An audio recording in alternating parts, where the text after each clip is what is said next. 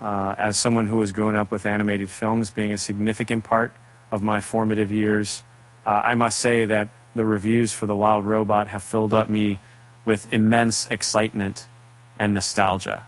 Having been captivated by classics like Wall-E and The Iron Giant, it's heartening to see a new film that seems to be following in their footsteps.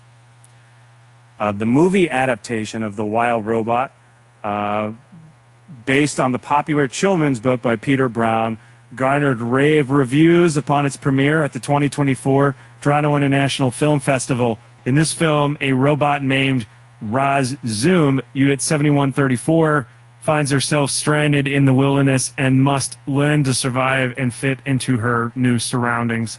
Along the way, she forms a close bond with a baby goose and becomes an essential part of the community.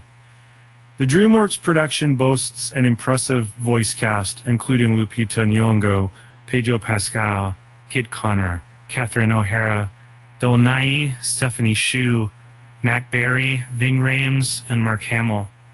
The early feedback for The Wild Robot is predominantly favorable, with critics praising it highly. For instance, Esther Zuckerman from the Daily Beast likens it to cherished animated films such as Wall-E and The Iron Giant, stating that it, quote, recalls its predecessors beautifully while carving out a unique identity through detailed animation and an exceptional lead performance.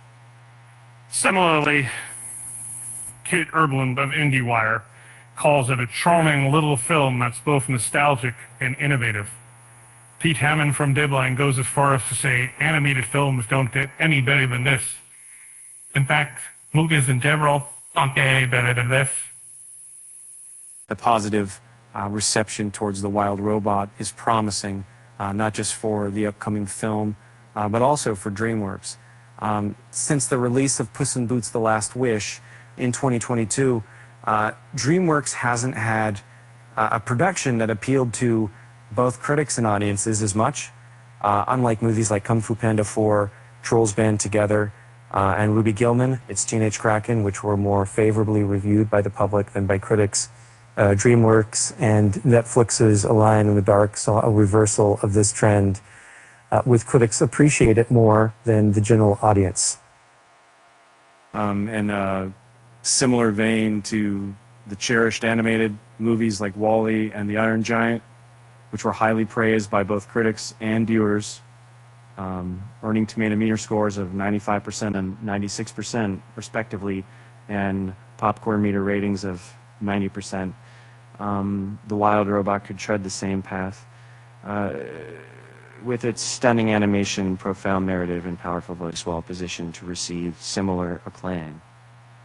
A positive response from both critics and audiences can also contribute to increased box office success.